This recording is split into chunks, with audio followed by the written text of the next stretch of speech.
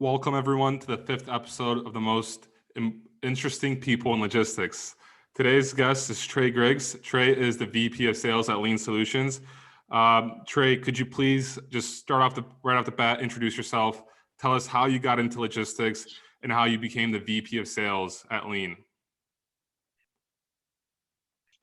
Yeah, well, first of all, thank you so much for having me on. It's a pleasure to be here. Again, my name is Trey Griggs, and been with Lean now for about almost 18 months or 17 months, something along those lines. My story is that I've been a sales producer for a long time.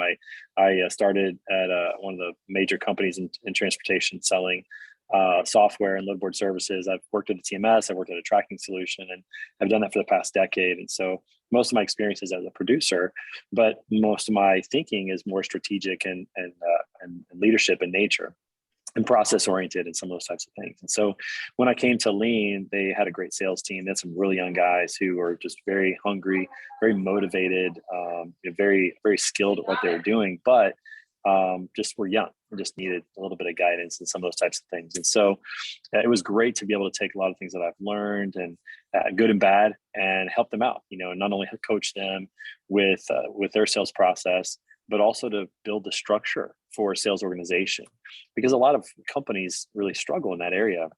They don't have a good sales organization in place. And it makes sense because of how companies are, the evolution of a company, how it all starts. Sales is one of the last pieces that they put into place. And so it's been a fun journey to be able to take the things that I've learned and build out a process with the CRM and other tools and rules of engagement and different things, really to put the sales guys in a position to thrive. And it's been really fun to see the last 12 months, particularly the last 10 months of 2021 have been extraordinary. Some of the greatest growth that we've had, both organic, but also in new customer acquisition. We've grown our customer account by about 250% during that time, and excuse me, and grown our revenue significantly as well, both through organic and new growth. So that's pretty much how that happened. Is I had the opportunity to come and do some brand ambassador work, do some sales work with our Lean sales team, but also help with the sales guys and building that organizational structure. Awesome. Very interesting stuff. I see you all over the internet, Trey. You do a great job of marketing Lean yourself. I actually saw your interview with Jordan Belfort, the Wolf of Wall Street, on FreightWaves. And I know that you're doing a great job of marketing. If you could tell us more about basically what you do to market, your strategy behind it, maybe give us some secrets. I'm really interested to pick your brain on that topic.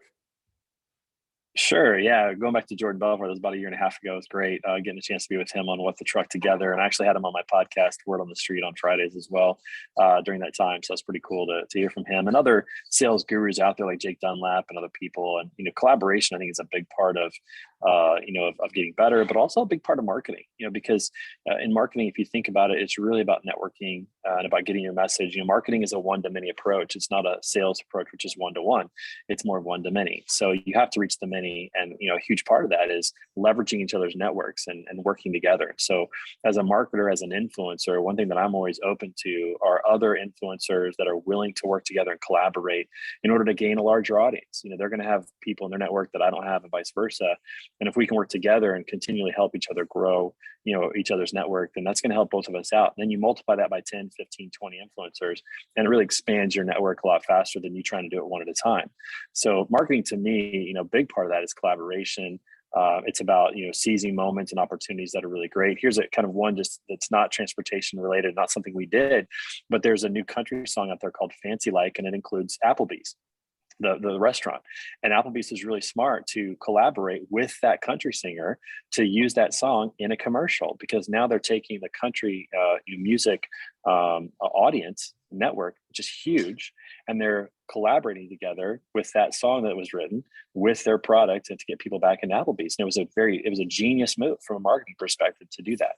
I think the more that you can collaborate, especially when it makes sense, just to expand your network, especially as a small company, just trying to get started, it seems overwhelming. And the more you can collaborate, the better. I see that all the time with my good friend, Chris Jolly. He's got a podcast where he's interviewing tons of people, and every interview that he does builds his network and the network of the people that he works with. And so, he's been able to achieve some really massive gains quickly through that process of collaboration. I do the same thing with a lot of people in the industry. I spend a lot of time working on different marketing things through my podcast, Word on the Street, through Bathrooms and Bunkers, through being on other podcasts like this. Those things are all really critical. And one of the things that I try to do is I try to never say no to an opportunity. So if there's an opportunity to be on a podcast or to work with other people, especially people that strategically make sense for myself or for Lean, it's really foolishness in my opinion, not to say yes and participate. So again, networking is a big part of that. I think the other side of it that's really critical is content. You have to have good content, something that's engaging, and sometimes you miss and sometimes you don't.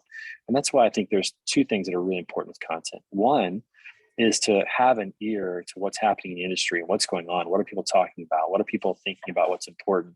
And you get that through talking to others, engaging on social media with others as well. There's some really smart people out there that are talking about things that are way over my head. So how can I learn about that? And then potentially get on the bandwagon and make some content about that as well. So having an ear to what's going on is really critical. Talking to other people, is really critical. And then probably the most important thing is volume of content.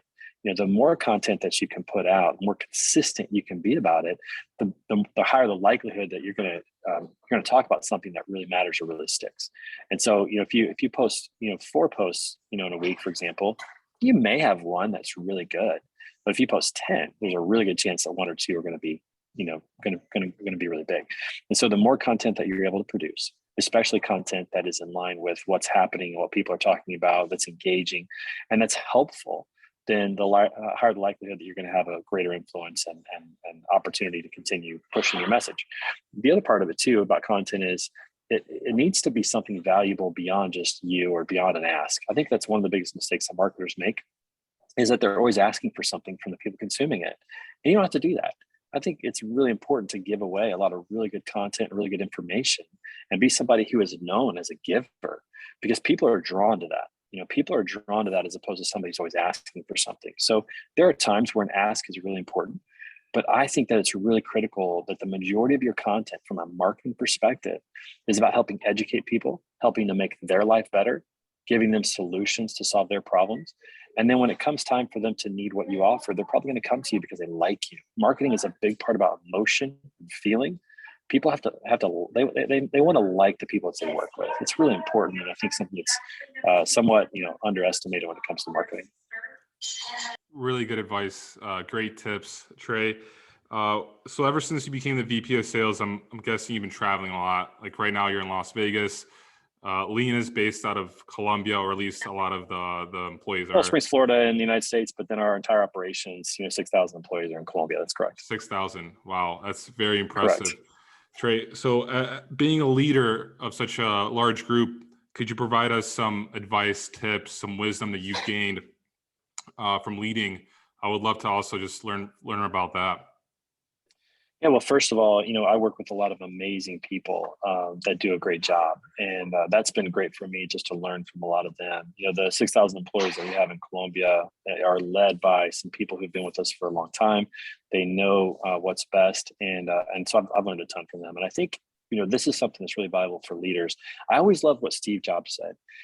When Apple was in its heyday and really going great, not that it's not going great now, but when they really started to make some waves in the early 2000s, Steve Jobs was doing a lot of interviews and keynote speeches. One thing that he said that always stuck out to me is, we don't hire people at Apple and then tell them what to do. We hire really smart people and have them tell us what to do. I think as a leader, that's really critical, because what it says is, I don't know it all, and I don't have to know it all to be a good leader. I think sometimes leaders feel like they have to know it all, and you don't. You need to be somebody who can bring people together towards a common goal, towards a common vision. But a lot of that is understanding the people that you're working with. What are their strengths? What do they know? How can they help? How can you put them in the best possible position to succeed? It's no different than a sports team. A really good coach or manager in sports does a good job of recruiting players, like a college coach, for example, a really good job of recruiting good talent. But then once that talent is on the team, it's their job to put each player in the best possible position to contribute the most towards the goal of winning. And so if you are thinking about an organization, first of all, you need to define what a win looks like. What are we going after here? What does a win look like? And then you start thinking about who's on your team, what pieces are missing, who do you need to go recruit, who do you need to bring in, or who do you need to develop to fill a spot, and then make sure that each of those people are in a position to succeed in the greatest possible impact in your company towards that goal of what a win is. And again, that's what a great leader does. It's not about knowing all the details or knowing how to code or knowing everything about marketing or knowing everything about sales. As a leader, it's your job to get the right people moving in the right direction for the overall good of the company and for the success of each individual. And if you can do that, then that is really powerful. And I think that's what Lean's done really well. Robert Cadena, our CEO, is phenomenal at working with leaders down in Colombia and the operations side of it, building a great company. And, and his team down in Colombia, the ops managers that are down there and the branch managers, the directors, they know their job. They do it really well. They're in the best position to succeed. And because of that, we've been able to experience tremendous growth and to do so without compromising quality. And so that's probably the biggest thing I've learned from a leadership perspective here at Lean, and from just other things that I read, is about what a leader's job really is. It's not about producing. It's about helping everyone else succeed around you towards that common goal of whatever win looks like. Great stuff, Trey. I'm loving everything that you're saying, and I just want to keep picking your brain to see what else I could learn from you. Before you got your job being the VP of Sales at Lean, what are 3 traits that you learned at previous jobs that you believe led you to getting this job? What are like the most important things that you learned? Yeah, so I definitely think that part of it was marketing, brand ambassador type of work, of being able to consistently spread a message and to consistently promote in a way that actually solves a problem. Being in sales, the one thing that you learn as a really good salesman is that your job is to educate and solve problems. Educate your prospects on what you do, and then see if that actually solves their problem. Listen to what their problem is and understand what that is. Sometimes some people say, "Oh, he's such a good salesman. He can sell ice to an Eskimo." Well, an Eskimo doesn't need ice.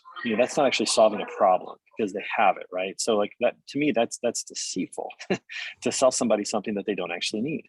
So as a salesperson, your number one job is to understand what the needs are of your prospects. What's the real issue here? What's the problem?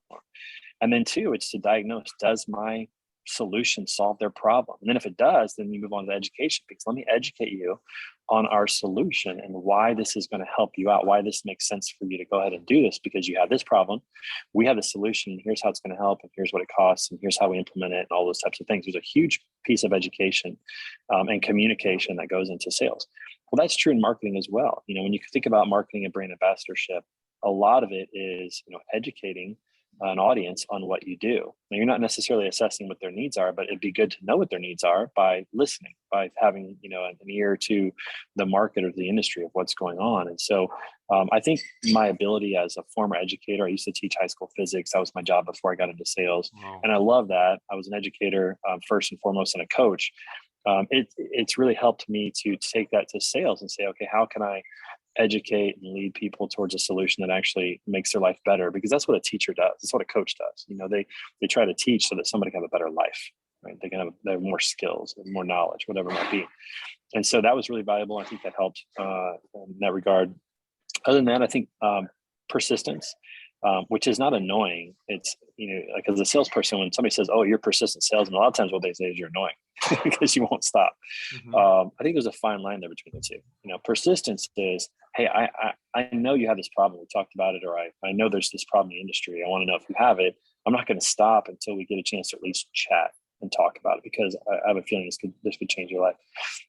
So being persistent was really helpful, and having that skill.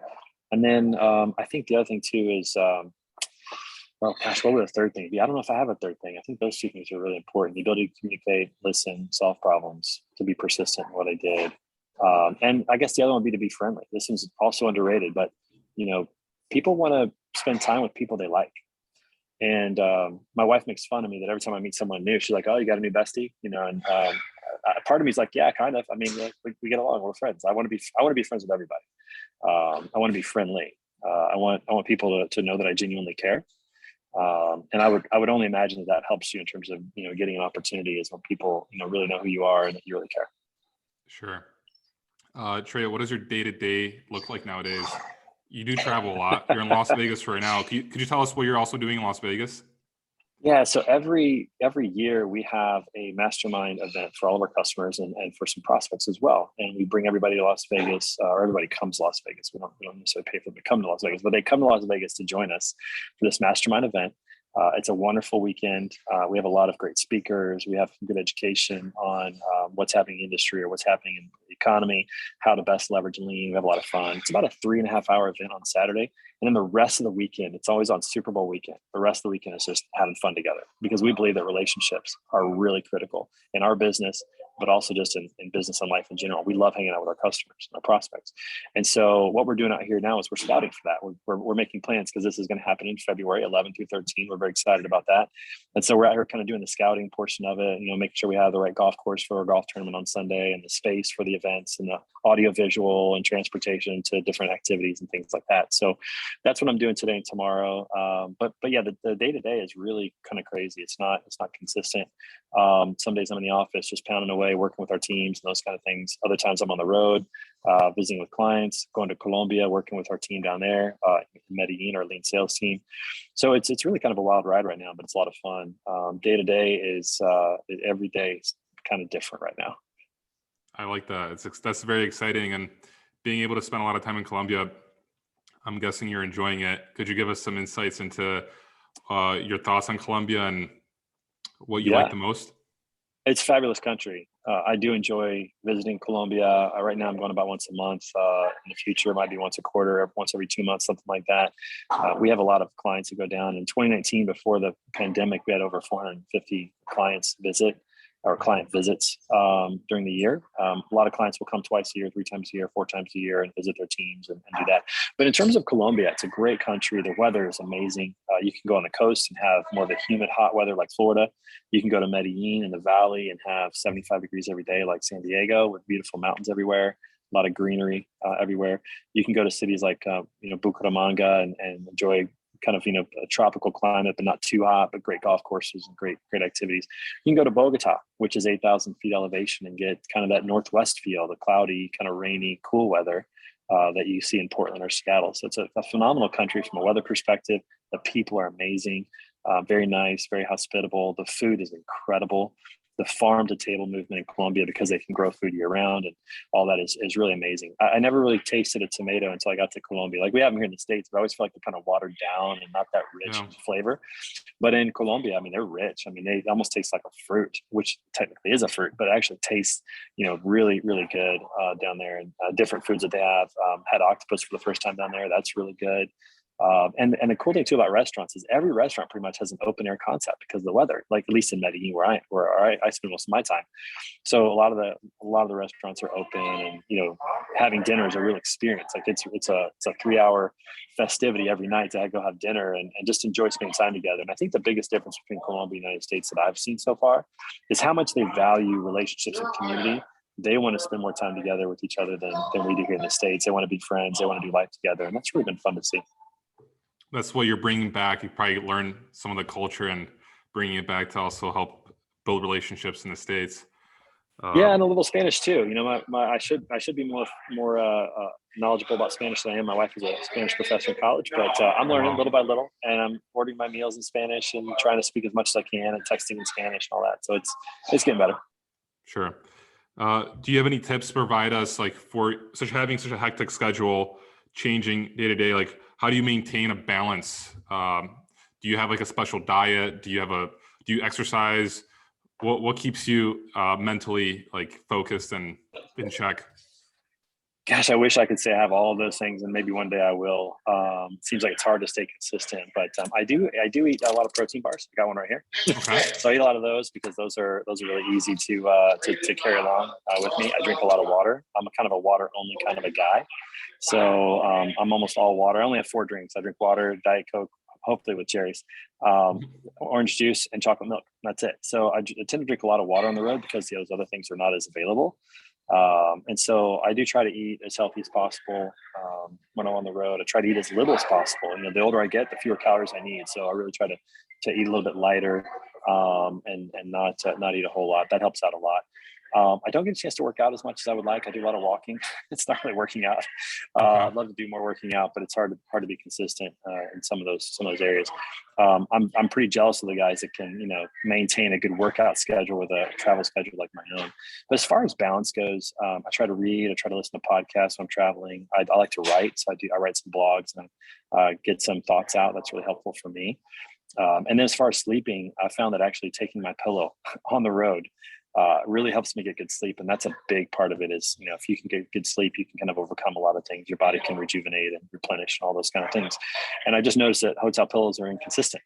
Some are really soft, some are really firm, whatever. And so I now travel with my pillow so I can have more of a feel like I'm home when I'm on the road and get good travel. And then, from a family perspective, technology makes it great. Obviously, I'd love to be home more often with my wife and kids, but with FaceTime and other tools, texting and all those kind of things, I'm able to keep in touch with them very regularly. I mean, I think about if I did this 20 years ago, I would leave for a trip and I probably wouldn't talk to him for the whole trip. And I'd come home and I'd tell him all about it, bring him a souvenir.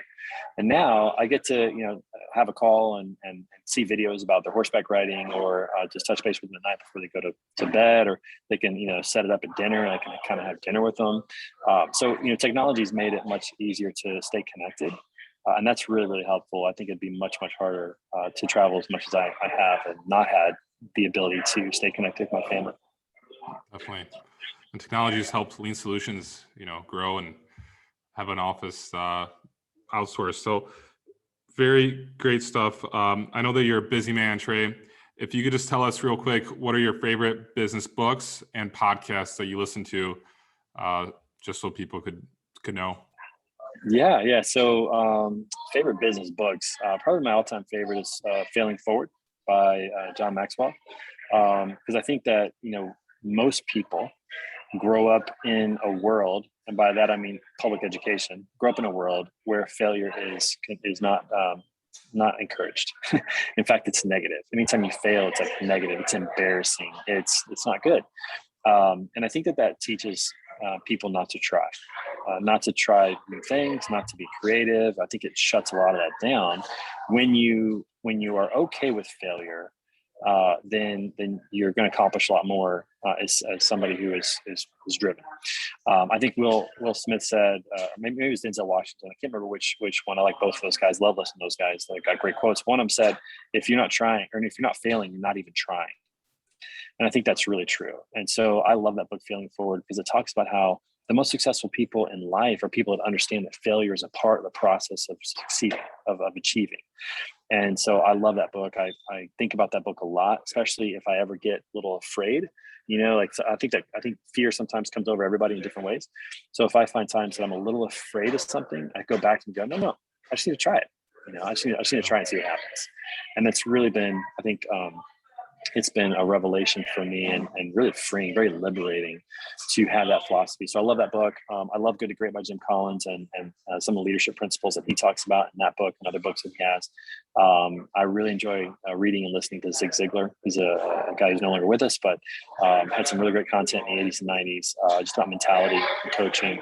I like a book. I'm reading a book right now called The Leadership Pipeline. I think it's been sort of a really good read about the development of leadership and how different stages of leadership require different priorities and different skills, and how to help people move through those stages. So if you have a really high performing sales rep and you want to move into a sales leadership position, those are two different jobs, and what made him really good or her really good as a sales professional may not be what makes them good as a sales leader. In fact, most of the time it's not.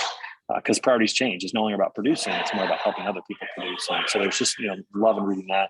As far as podcasts, I listen to the Entre Leadership podcast with Dave Ramsey and his team. I also like to listen to other podcasts like Christianity Today has some good podcasts that I listen to.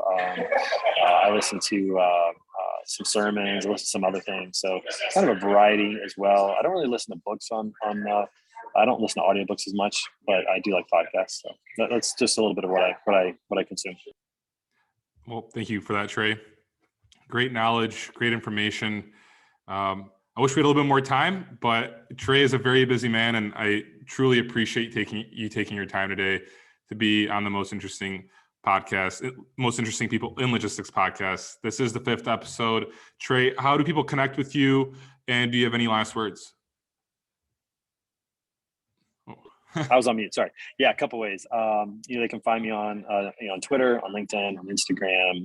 Most of my handles are Trey Griggs, although on Twitter I'm Be Excellent Today. But you can search for me on there. You can also, if you ever had questions or want to send me an email, I'm happy to receive those.